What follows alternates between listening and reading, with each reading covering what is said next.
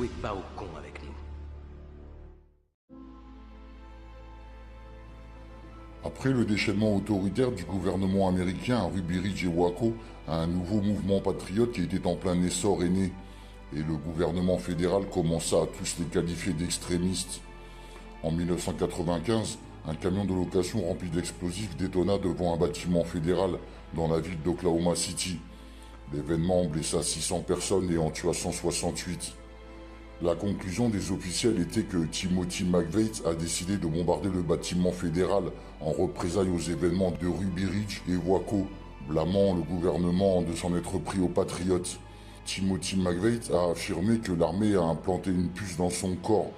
L'ancien agent du FBI, Ted Gutterson, affirme que McVeigh a été visité en prison plusieurs fois par le docteur Lewis Joly, un psychiatre de premier plan de la CIA responsable d'un programme de contrôle de l'esprit qui était connecté aux assassins Jack Rubix et Sira Sira et qu'il a mené des recherches sur le contrôle de l'esprit pour la même entreprise de sécurité où travaillait McVeigh lui-même avant le bombardement. Une loi sur la liberté d'information révéla que la CIA avait un satellite espion au-dessus de l'Oklahoma au moment de l'attentat. L'opposition contrôlée est une stratégie dans laquelle un mouvement d'opposition organique est subverti ou recréé secrètement par le pouvoir au pouvoir pour servir de tromperie de masse par la manipulation sociale et finalement pour discréditer et détruire le mouvement réel. Les preuves suspectes entourant l'attentat à la bombe d'Oklahoma ont seulement causé l'expansion du mouvement patriote américain. Le 11 septembre, quant à lui, n'a fait que croître l'intérêt des gens pour les sociétés secrètes et les cultes sataniques, prévoyant d'inaugurer un nouvel ordre mondial. Pendant des années, les patriotes dans le monde entier ont spéculé sur la façon dont tous ces sujets sur le nouvel ordre mondial viendraient sur le tapis. Et puis, le 28 octobre 2017, premier poste de cul est apparu, affirmant que Hillary Clinton serait arrêtée dans les 2 jours. Au cours des semaines suivantes, les postes de cul ont commencé à dire toute l'histoire sordide de la façon dont les élites lucifériennes ont prévu de renverser les USA depuis des décennies. Les postes de cul ont assuré tout le monde qu'une alliance patriote dirigée par le président Trump les combat dans les coulisses. Le tout répété encore et encore pour que les victimes de cette opposition contrôlée fassent confiance au plan, qui est devenu le nouveau récit principal dominant. Le gourou du New Age, David Wilcock, dit à son public de millions de personnes que le culte pédophile luciférien Illuminati est en train d'être démoli par l'Alliance.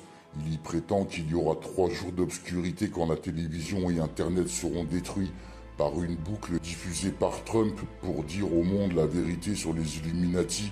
Au cours de cette diffusion, il est dit que des milliers seront arrêtés dans le monde. Est-ce la vérité ou y a-t-il un rapport avec la fausse pandémie du virus bidon Corona qui semble être au contraire du plan de Q?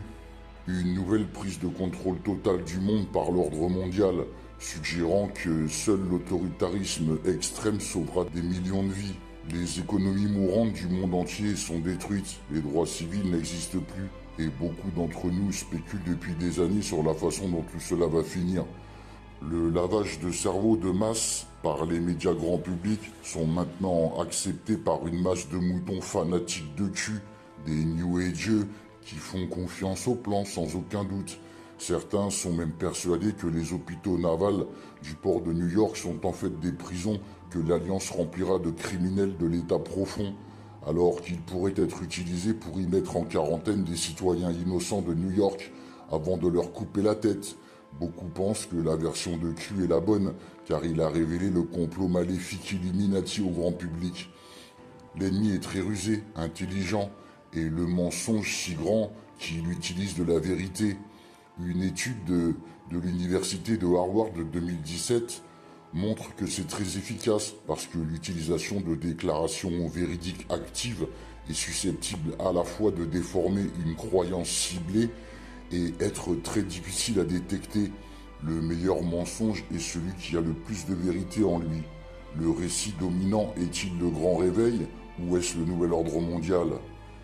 Vous pensez qu'il y a peut-être une alliance mondiale de patriotes abattant les Illuminati dans le monde, mais qui sont ces soi-disant patriotes ? Ils vous font croire que cette armée cachée n'est pas une opposition contrôlée, en se faisant passer pour le mouvement des patriotes américains. Le grand réveil se fera pour les croyants de cette farce ridicule dans un état encore plus profond de tyrannie, pendant qu'ils sacrifient des pions et remanient le plateau pour un nouveau tour de jeu de contrôle mental total. Si c'était vraiment une révolution du peuple, pourquoi les gens sont encouragés à profiter du spectacle et à faire confiance au plan? Si nous sommes vraiment éveillés et éclairés, alors nous devrions tout remettre en question. La déception des moutons est en marche.